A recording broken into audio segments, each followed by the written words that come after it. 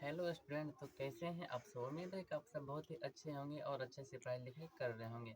आज हम करने वाले क्लास 10th का मैथ का चैप्टर नंबर 3 दो चर वाले रैखिक समीकरण। इसका फर्स्ट लेक्चर हो गया। यदि आप नहीं देखे तो मेरे चैनल पर जाके देख सकते हैं।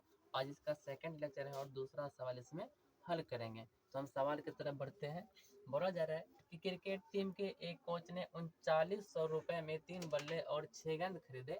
बाद में उसने एक बल्ला तथा उसी प्रकार के 2 गेंद 1300 रुपये में खरीदे। इस स्थिति को बीजीय गणित तथा ज्यामितीय रूपों में व्यक्त कीजिए। मतलब इसका बोल रहा है ग्राफ खींचने के लिए। तो हम सिंपल सा बात बोल रहे हैं कि जिक्र किसका किया गया है, बल्ला का और किसका, गेंद का। इन दोनों का हमको कीमत निकाल के बताना है। किस विधि से, तो ग्राफीय विधि से। इसको हल करने के बहुत सारे मेथड है, जैसे कि लोप्तीकरण विधि है, बीजगुणनखंड विधि है, विस्थापन विधि है, मतलब प्रतिस्थापन विधि है। उसके बाद एक होता है सबसे हल्का जो रहता है, क्या बोलते हैं, विलोपन विधि भी है। तो आपको लेकिन यहाँ प्रॉपर तरीका से बोल देगा कि बीजगणितीय मतलब ग्राफीय विधि से इसको हल करने के लिए। तो सबसे पहले देखिए, इतना पता है कि 3 बल्ला खरीदा और 6 गेंद खरीदा और कुल रुपए कितना दिया, 3900 रुपये। लेकिन ये इसमें नहीं दिया गया है आखिर बल्ला का कीमत कितना था और गेंद का कीमत कितना था। तो हम मान लेते हैं सबसे पहले कि माना कि बल्ले की माना कि एक बल्ले से कि आपको जैसे कि एक पेन का कीमत है 5 रुपया। तो आपको खरीदना है 5 पेन, तो इसको कितना 5 से क्या करेंगे, मल्टीप्लाई कर देंगे। यदि एक पेन का हमको कीमत पता रहे तो 1000 रुपये की कीमत हम निकाल सकते हैं। वो यदि एक बल्ले की कीमत और एक गेंद की कीमत हमको पता चल जाए तो हजारों बल्ला खरीदे फिर हजारों गेंद खरीदे, उससे मल्टीप्लाई करके हम निकाल सकते हैं। तो पहले एक गेंद का और एक बल्ले का कीमत हम जान लेते हैं। तो मान लें यहाँ पे, माना कि एक बल्ले की कीमत x रुपये तथा एक गेंद की कीमत कितना मान लेंगे, y रुपये। अब यहाँ पे बोल रहा है कि तीन बल्ले बल्ले की कीमत कितना है, x रुपये। तो इसको करेंगे x से गुना, हो गया। उसके बाद बोल रहा है कि 6 गेंद गेंद का दाम कितना है, y रुपया। इसको दोनों मिला के दुकानदार को कुल रुपये कितना दिया, कुल रुपये दिया कितना, 3900। कितना तक हो गया। अब इस समीकरण में आप देखेंगे यहाँ से 3 कॉमन आ जाएगा।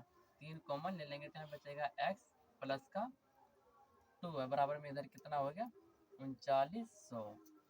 अभी 3 से इसको काट सकते हैं तो x प्लस का हो जाएगा 2 है, बराबर में हो जाएगा 13×3 = 39, 1300 हो जाएगा। इसको मान लेंगे समीकरण फर्स्ट।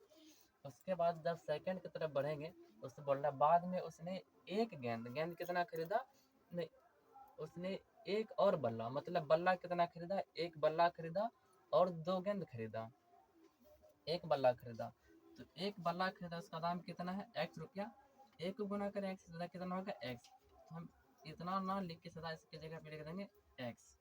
उसके बाद बल्ला मतलब गेंद कितना खरीदा, 2 गेंद खरीदा। गेंद का दाम कितना है, यहाँ पे मान चुके गेंद की कीमत कितना है, y रुपया। तो वैसे इसको कर देंगे मल्टीप्लाई। दोनों मिला के रुपया कितना दे दुकानदार को, तो बोल रहा है 1300। इसको बोल देंगे समीकरण सेकंड।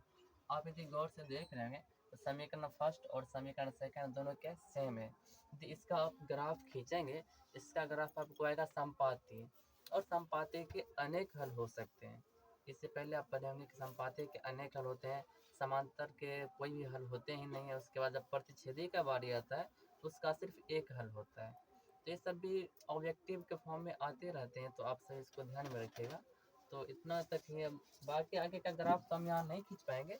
आप लोग अपना मतलब इसका दोनों का टेबल निकाल के और ग्राफ कॉपी पे आराम से ग्राफ बना सकते हैं। बाकी जो इसका मेन मेथड था मतलब निकालना कि समीकरण बनाएंगे किसे, वो तो मैंने आपको समझा ही दिया। बाकी ग्राफ तो आप खींच सकते हैं, इतना उम्मीद है।